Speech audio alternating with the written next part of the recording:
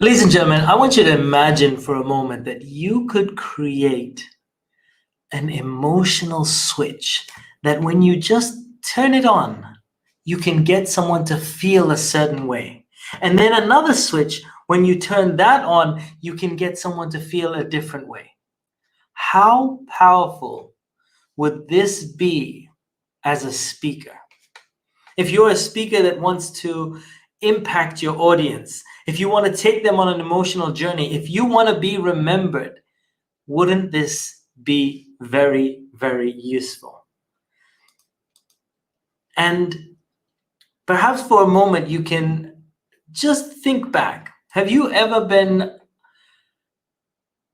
told a name? And when someone brings up that name, it makes you so angry. That person makes you so mad. Or have you ever been in the opposite scenario where someone brings up a name and you're like, ah. Well, today we're going to be talking about how do you create emotions on demand.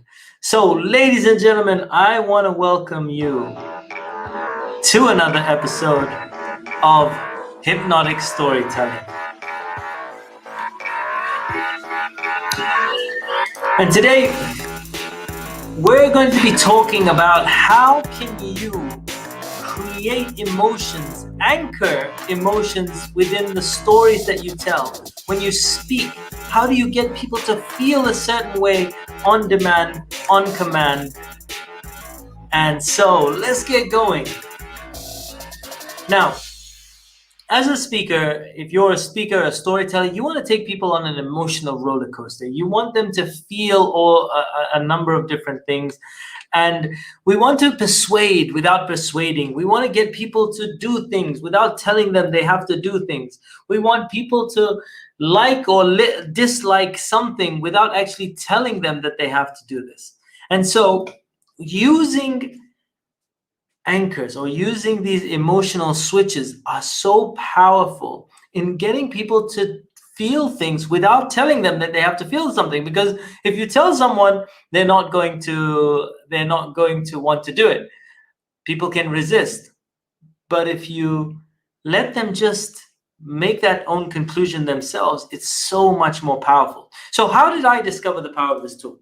Well, about 7 years ago, I got enrolled in a filmmaking course, like a short course. I took a short course. I was writing a script about how to make a short movie, and it was absolutely amazing. And what would happen is they would ask us to write out, a bit of a script, and I was writing out a script, I was practicing writing out the script, and they were like, "Okay, I want you to introduce a bad character. How would you introduce a character that you don't want your audience to like?"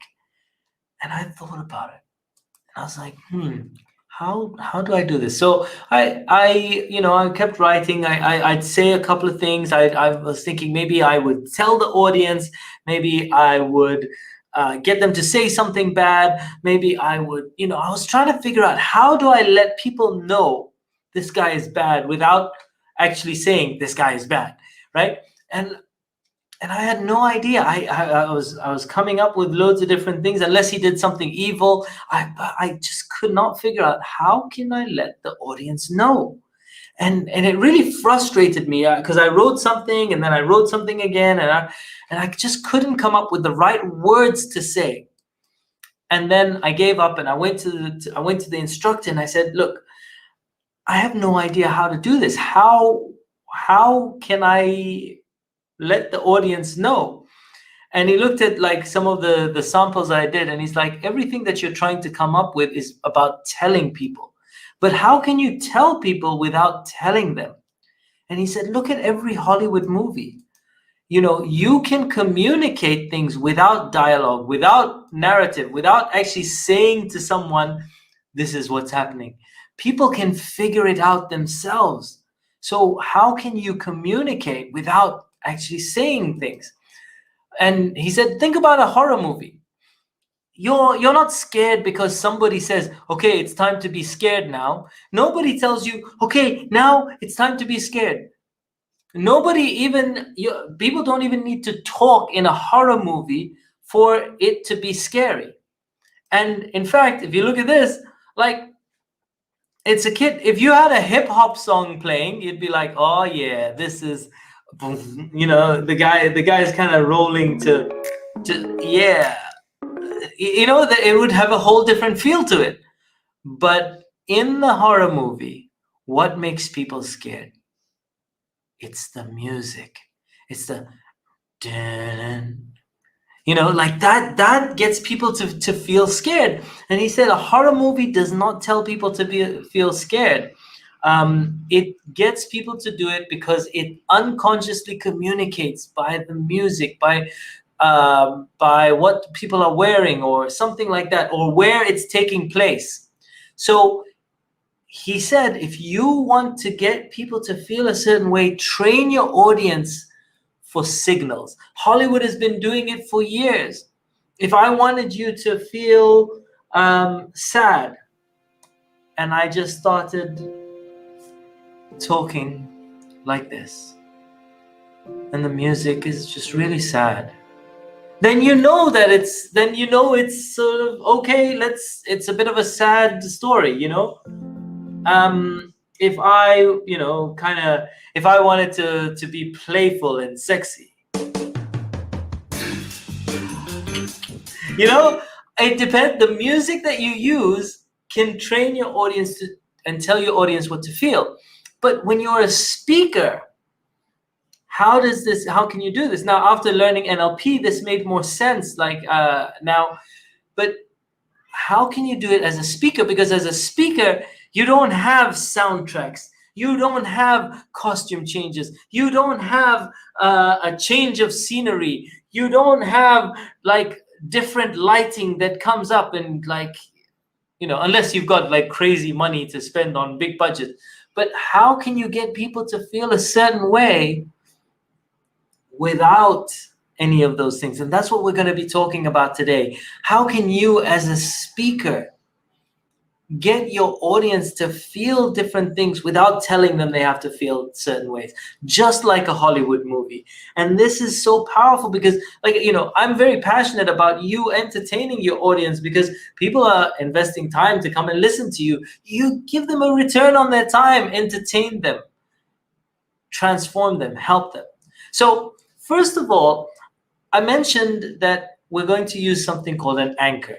Now, what is an anchor? What is an anchor if you're going to get people to feel a certain way? So maybe think of this. Have you ever listened to a song and that song, all of a sudden it plays and then it reminds you of somebody? Or have you ever been in a situation where you smell something and that smell takes you back to a younger time? It takes you back to your grandmother's cooking, or your parents' perfume or cologne or something like that. Smells, the sound in the last one. Or you look at a picture. This is the most common one. Everyone takes picture. You look at a picture and all of a sudden you remember what was happening at that point in time. You smile. You feel something inside. And so an anchor is how we use a sense. When a sense comes in, like a smell, a sound, something we see, and that makes you feel something. It makes you remember something. And so what we're going to be doing is, how do we create these anchors when you speak? Just like Hollywood's been doing it for years. They play, what scary music is. What empowering music is. What comedy music is. So how do you do this? So how do you create an anchor when you're speaking? When you have no music, when you have no costume changes, when you have no scene changes, how do you create an anchor to get people to feel a certain way, or remember a certain thing, or think a certain way? So the first way that I want to talk about is where you're standing. Now, this is if you have a physical stage, right? Back in the day when we used to go to live events, we had physical stages. So where you stand, you can anchor different things to different places. So I'll give you a couple of examples. Generally, when somebody thinks about their past and their future, right?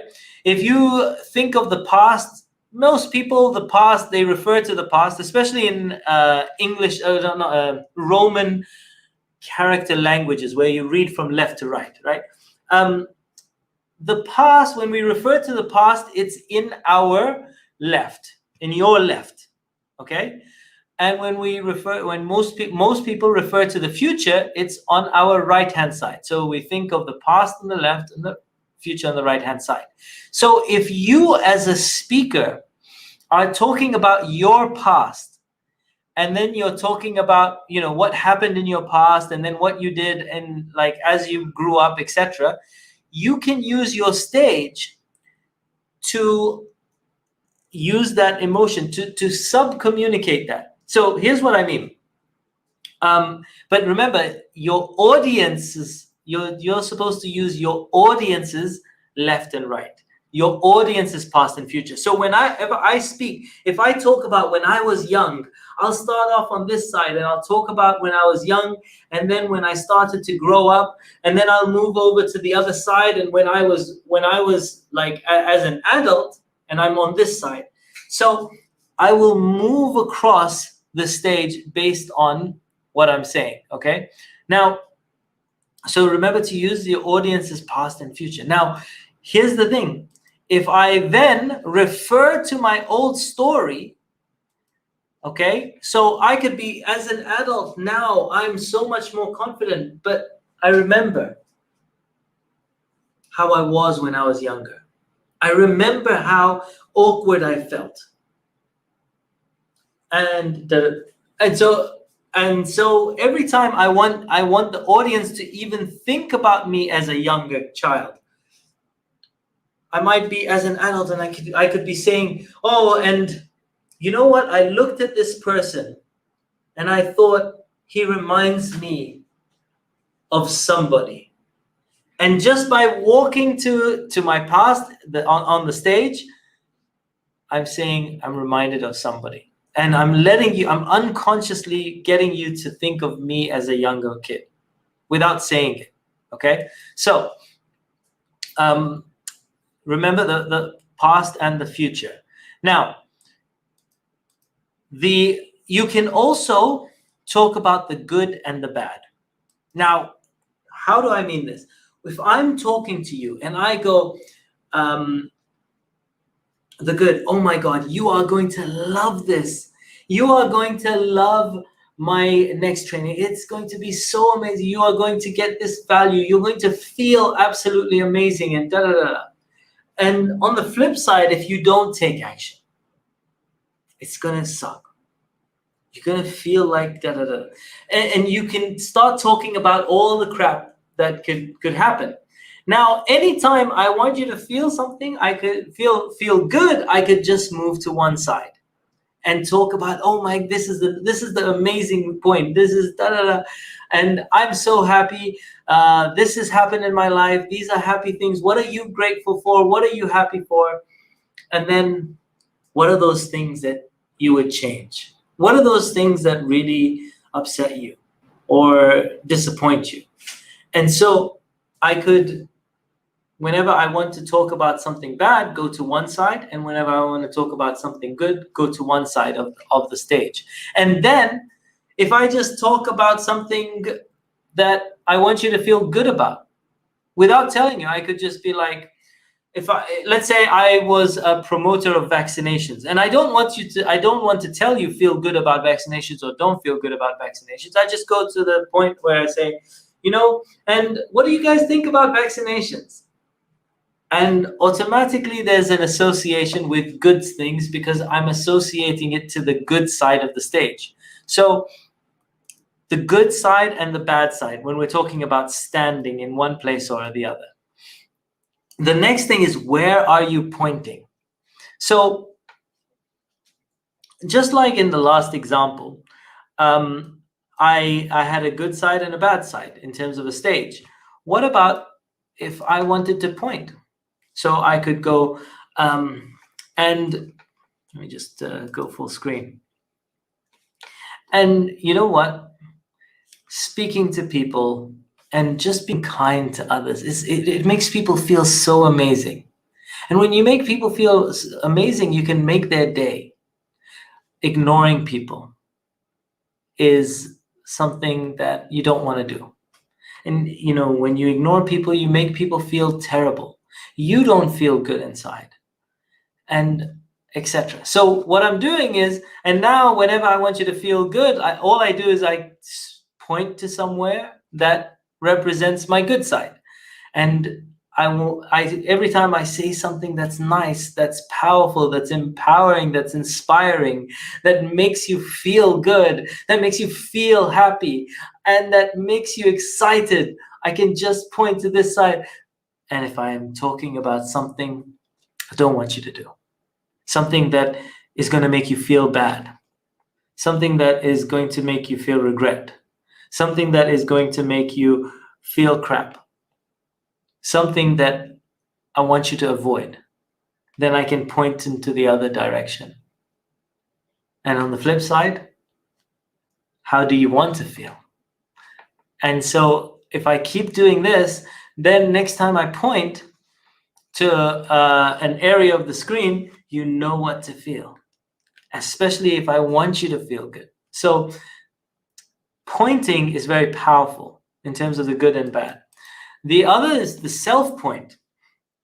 Now, here's what I mean by self-point. I went to a training, and some guy was using amazing language, and he would say something along the lines of, he was teaching people how to get a job. And he was saying you could speak to the person, the employer, and you just sort of say, when you imagine the perfect candidate and all the ways that you have known that you have found this person, you have found this person. And he's pointing to himself. So a self point is also very, very powerful in getting your audience to feel a certain way. So a self point, so pointing to yourself. So that's the next one. And then your tone of voice and your pacing. So let me give you an example. I could be telling you an amazing story, and then when I want you to, then I could come to a point and I'd be like, okay, and this is the point that you really need to pay attention to. So whenever I use my voice like that, I might be I'm training people, this is what you need to pay attention to, okay? So I could be talking about anything, and I could talk about energy, and I could talk about focus. And then all of a sudden I say, where energy goes, where focus goes, energy flows. Something along those lines. And then you're like, oh, I have to pay attention to that because of the way I've said it. So there's the voice tone where you're telling people, pay attention. The other way to say something is from the heart. And here's what I mean. And I could be talking about something, and then I go, and I really want you to know that I care. And I care about your success. I care about you not making the same mistakes that I've done. And by saying something in that tone of voice, it shows you're talking from the heart. So, and people will feel emotions because of your tonality. The next one is curiosity. And a great way to get people to feel curiosity is to tell it to them in a secret. And when you tell it to someone in a secret, they lean in to find out what you want to say. And so that is very powerful in terms of using your tonality. Finally, a keyword or a phrase. Now, you've seen comedians do this so much. Comedians are like Russell Peters. He'll tell multiple stories, and then he'll go, somebody gotta get hurt real bad. And it just takes you back to the first time you heard it and the first time you laughed, and he's bringing it back. If you just heard someone say dope for the first time, or how you doing for the first time, it's okay. It's not a big deal. but you build on it and you bring people to come back again and again using the same principle, but just using a keyword or a key phrase that brings people back. And so with that, I just want to leave you with this. Audiences enjoy emotions, but don't track. So set them up so that you can bring them back. And with that, I want to thank you for tuning in. I appreciate you all. And go out and make an impact in someone's life, even if it's just your own. I want to thank you so much for tuning in. If you haven't, hit the subscribe button. Check out one of our last videos, and I will see you on another episode real soon. Peace out, one love, and I will see you on another episode soon. Take care. Bye for now.